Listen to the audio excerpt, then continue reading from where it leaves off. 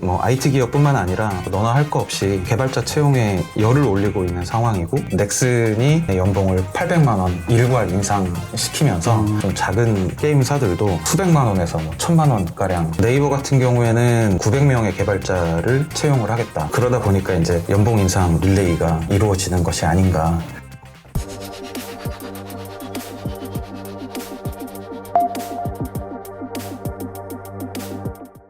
그렇다면 그런 고액 연봉을 받는 개발자가 되려면은 좀 어느 수준의 뭐 기술이나 노하우를 좀 갖춰야 될까요? 경력이라든가?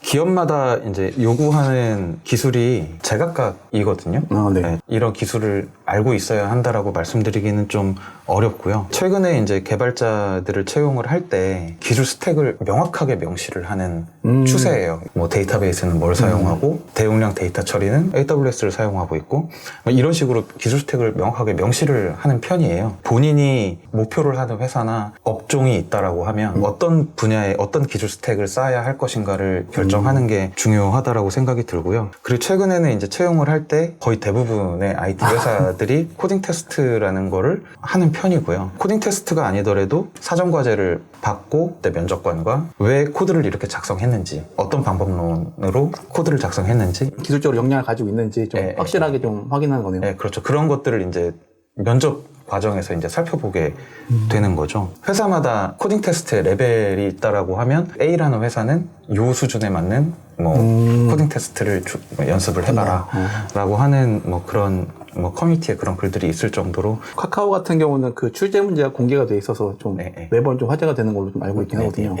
국내는 다른 언어에 비해서 자바 개발자를 선호하는 기업들이 많기 때문에 그 언어에 대한 지식과 코딩 능력은 좀 갖추는 게 좋겠다는 생각이 들고요. 최근에 이제 서비스들이 대부분 인프라를 클라우드 기반 활용해서 서비스를 영위하는 케이스들이 많아졌기 때문에 AWS 같은 그 제반 지식도 갖추고 있다면 많은 도움이 될 것 같습니다.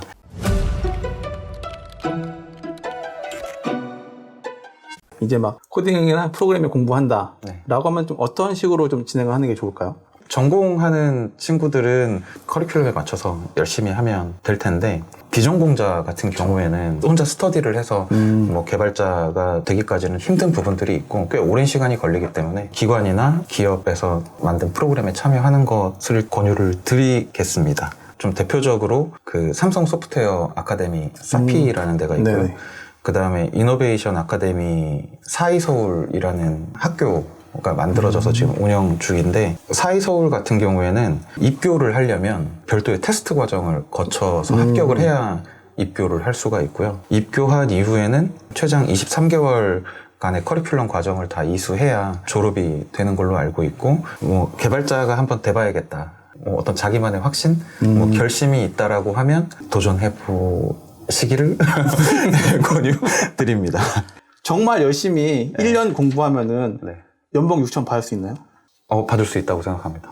1억을 넘는다라고 하는 거는 뭐 단기간의 노력으로 되지는 않을 것 같고, 본인이 원하는 회사에서 소위 말하는 핵심 인재로 분류가 되기 시작을 한다면 1억 도전해볼 만하다고 생각합니다.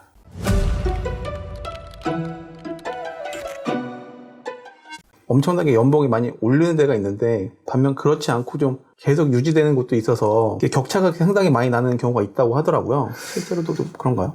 네, 개발자라고 하더라도 처우가 다 같지는 않을 거라고 생각이 들고, 대기업이나 강소기업들 뭐 이런 기업들은 개발자들에게 파격적인 지원을 할 수 있을 거예요. 근데 이제 이익률이 상대적으로 높지 않거나 아니면은 이제 자본의 여유가 크지 않은 중소기업들, 일괄적으로 연봉을 인상시키거나 파격적인 복지를 제공하기는 사실상은 좀 쉽지 않은 부분들이 있겠죠. 일각에서는 이 연봉 인상, 처우 개선이 저렇게 수익률 악화로 나타나면서 부메랑처럼 이제 되돌아오지 않을까라고 우려스러운 이야기를 하는 부분들도 있기는 해요. 올해 이렇게 파격적인 인상을 한 기업과 그렇지 못한 기업들 사이에 갭 차이가 벌어질 것으로 예상이 되고 있고, 개발 인력 중심의 이제 IT 회사들은 네네. 개발자들에 대한 처우를 이제 가장 신경 쓸 수밖에 없거든요. 반면에 그렇지 못한 업종은 구조상 호봉제대로 연봉이 인상이 된다든가 개발 직군만의 급여를 인상해 줄 수는 없을 거라고 생각을 해요.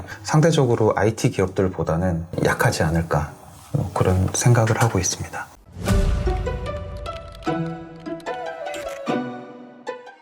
개발 인력이 부족하고 있는데 정부에서 개발자 인재 양성 정책을 많이 내놓고 있잖아요. 네네. 좀 어떤 게 좀 더 있으면 좀 좋을 거라고 생각하시나요? 꾸준히 이제 개발 인력이 시대의 변화에 맞춰서 계속 지속적으로 계속 증가가 돼야 되는데 최근에 이슈되는 내용들을 보면 정부에서 하고 있는 뭐 수도권 대학 정원을 늘리지 못하게끔 하는 그런 규제에 또 큰 원인이 있다라고 개인적으로 생각을 하고 있고요. 정부에서 이런 규제들을 좀 유연하게 대응을 해서 시대적으로 요구하는 인력들을 양성해 내려면 그 해당 전공 분야는 조금 탄력적으로 정원을 늘려 나가도 괜찮지 않을까. 교수도 더 늘려야 되고요. 학교의 IT 인프라도 다시 한번 점검을 하면서 상황에 걸맞게 맞춰 나가려고 하는 고민이나 행동들이 있어야 되지 않을까. 그리고 더불어서 이제 기업이 자사에 맞는 인재를 양성하기 위해서 어떤 커리큘럼을 만들고 프로그램을 운영하는 거는 긍정적으로 보는데 이 프로그램을 운영하기 위해서는 기업의 어떤 인적 자원이라든가 물적 자원들이 꽤 오랜 기간 동안 이제 투입이 돼야 되거든요. 꽤 많은 투자를 하는 셈이고요. 사실 부담이 있는 것도 맞습니다. 그래서 정부에서 이런 노력을 하는 기업들을 대상으로 세제 감면이나 이런 혜택들을 좀 주어진다면 더 많은 기업들이 프로그램을 운영하지 않을까 그런 생각을 갖고 있습니다.